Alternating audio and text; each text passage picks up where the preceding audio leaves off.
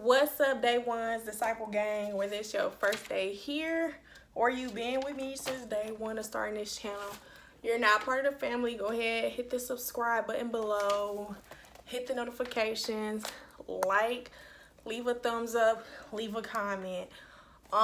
Today I saw this like self-therapy, self-love questionnaire, like self-work questionnaire. And really, you're supposed to do it with your spouse or whoever you're in a relationship with.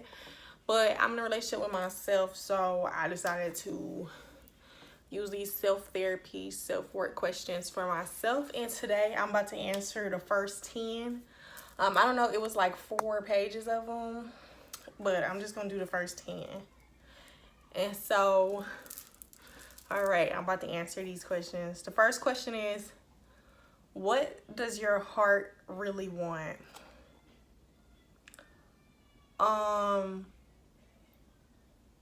Love. My heart really wants love. But not just love. I want unconditional love. Yeah, unconditional love. How do you see yourself, business, relationship, and health 2 years from now? Myself, hopefully, I'm mentally and emotionally stable. My business, you know, I got my vision board that I've shown y'all. If you haven't seen, go check out my other videos. I go into detail about my vision board. I plan to have like multiple streams of income, my business flourishing, expansion in the next 2 years. Health wise, y'all see I also been on my weight loss journey. That's another video that y'all can go check out. So by then I should be good and in shape. Like, the third question is, who is the best version of myself and how do they spend their day? So the best version of myself, I wake up 5 in the morning. I get glamorous. I get my kids ready for school. I get them off to school. I work out. Take a shower. And put on some clothes and then go to work. Cause I kind of do some of that already, but some days I be like, no, I'm sleeping in today, or some days I don't do it. But most days, that's what I've been doing. I eat a light, healthy breakfast. My skin is clear and glowing. I'm healthy. I'm in shape. I go to work. I get off. I still have enough energy to cook dinner, feed the kids. I'm patient enough to, you know, listen and talk to them about their days. We sit at the table. We have family dinner. I make sure they bathe, you know, fed real good. And then the rest of the day will be my time to reflect, meditate, like yoga, prayer, just like clean the house, be productive. And then like the last 2 hours, drink some wine, smoke, you know, and go to sleep or chill, listen to music, or like, you know. That's my idea of the best version of myself and what I would do every day yeah. What's most important to you, and what are non-negotiable values? What's most important to me besides like my children? The most important thing to me is to like leave them set up, because, you know, I grew up in Detroit the first half of my life, and Alabama this last half of my life. I always grew up really poor, poverty, around everybody with like poverty mindsets, just super. And I do not like want that for my children at all. Like, I want them to say, no, our mom, that she set us up well. Like, you know, she had money and she invested in our dreams and stuff like that. So that's what's most important to me. My non-negotiable values would be keeping my soul. Like, me keeping my soul is non-negotiable. So like, when I start getting big and my music starts to, you know, just get out there even more, I'm not going to be selling my soul. Like, y'all can't, that's nothing. My soul don't have a price. Non-negotiable values also would be like treating my kids like they're your children when you're around them.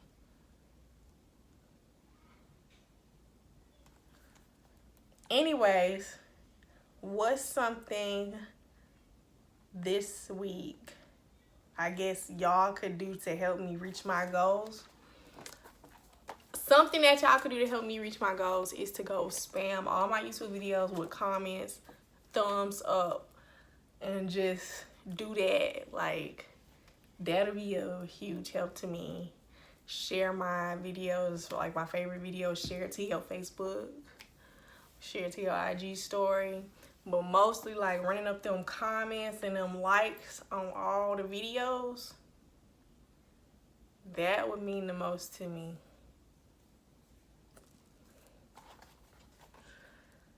What was your childhood like, and what did you look forward to the most? My childhood was pretty rough. You know, I grew up in Detroit on the east side. Over there, like, towards Belle Isle Beach and, like, just the east side. I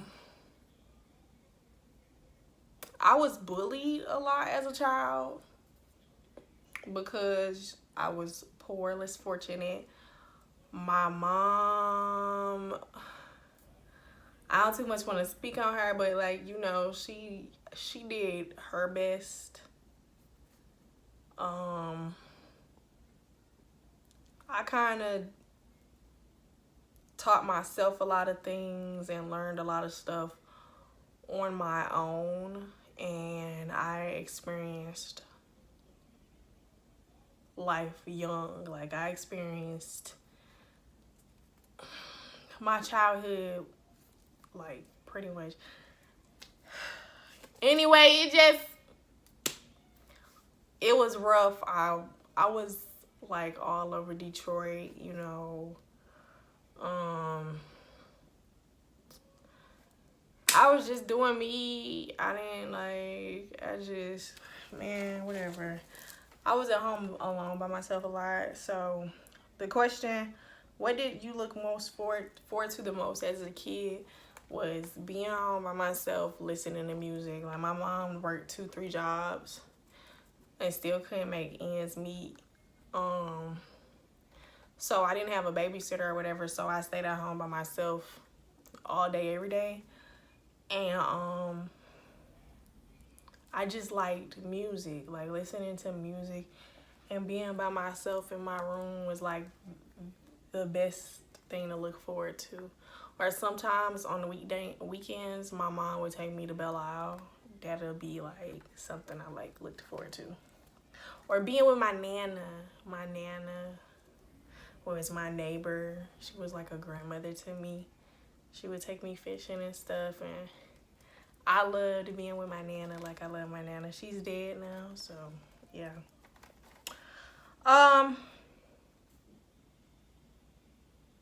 What is something about your parents that you never want to become?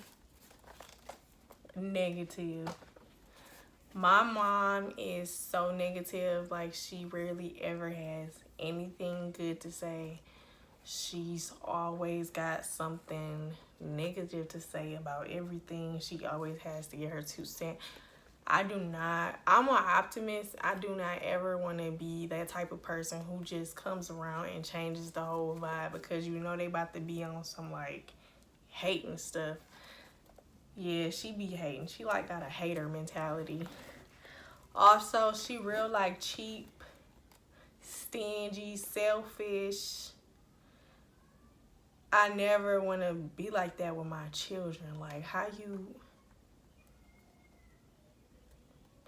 As far as my dad abandoned me after keeping me for a year and a half.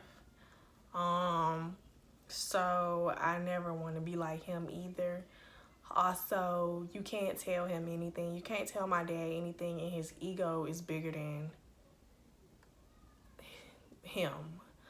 And so I also never want to be that person who can't learn new things or open to hearing somebody out or understanding, you know, like I never want to be that person.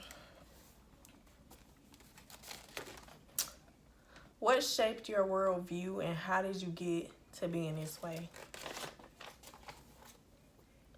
Betrayal. Betrayal shaped my worldview. Betrayal is how I became the way I am today. I've been betrayed a lot. And I just be giving myself to these toxic people who just will drain me. I've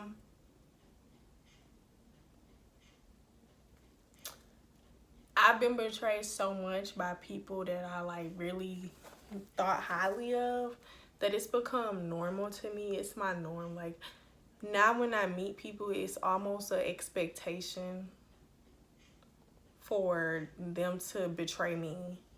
So I expect betrayal out of people now, and I didn't before. And yeah, it made me the way I am now, which is antisocial, like anxious. I have very trust issues, like, you know. When did you first learn about self-love? And which part of myself does it feel hardest to love? That's a deep question. I'm gonna read it again. When did you first learn about self-love, and which part of myself does it feel hardest to love? I actually just learned about self-love maybe 2021 during the pandemic. That's when I started going through my self-love journey, and I'm still working on it. The hardest part to love about myself is my mental illnesses. I suffer with anxiety, depression, and bipolar disorder. And so like it affects my mood every day. Like, you know, I'm just like constantly trying to stay positive, keep going, keep pushing, not think about past trauma, not thinking about future failure. Like my mind is constantly racing all day. I'm also ADHD, so I just be all over the place. And like when I'm trying to tell people why I do certain things or I do or act the certain way that I act, you know, instead of them trying to come and like read up on it and understand where I'm coming from, people always just tell me that I'm full of crap. Like they be like, she full of crap, she wishy-washy, I'm moody. People call me fake all the time. Like I'm just an introvert, and like I'm an only child. I like being alone by myself. Like that's my happy place. I have to mentally recharge before like I go back in the world, and like I have to have self time, like alone. People don't understand that.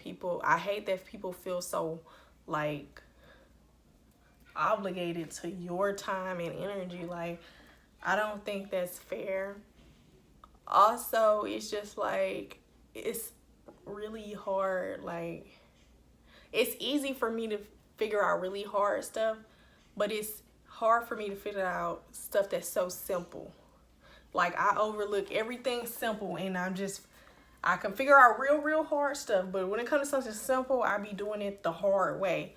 And so people come around me and be like, oh, you slow. People always call me slow or retarded and crazy because I'm also like real goofy and I just play a lot and I like to laugh all day. And so after a while, it starts to be like people really think I be slow. I be like, people actually think I'm slow for real because like of my ADHD. I be like zoning out in my attention span. But like I'm super, super, super smart. Well, people always underestimating me. Battling bipolar disorder, depression, anxiety, like it's the worst. I'm on medication. It's the hardest thing to love about myself because nobody else loves that side of me. Everybody only wants the best parts of me. And then when I start, having my mental hormonal stuff I be going through, then everybody like, she's crazy. Like nobody tries to understand me. And so that's very hard. And it's the last question. I'm glad I only picked 10 of these. I think I am going to do a part 2. If y'all run these comments up and these likes and these views and share, I will do a part 2. This is the last question. What is one perspective that changed the way you look at everything? Becoming a single mother. Becoming a single mother changed the way I viewed everything because I always wanted this fairy tale, happy ending family, and it's only me and my mom, so I don't have really family that I talk to or interact with. Like I always wanted like a big family, and I just always wanted to know what it felt like to be a part of a parent unit that love each other and like did stuff together and take trips and like it's kind of like my inner child wants to be a kid again. And when I became a single mother and I realized that was gonna be what I was gonna be labeled as for the rest of my life, I started to accept it and then find a way to give myself other titles instead of single mother. So, oh, my phone is ringing and I'm about to go, y'all. So, yeah. Bye. Thank y'all for watching.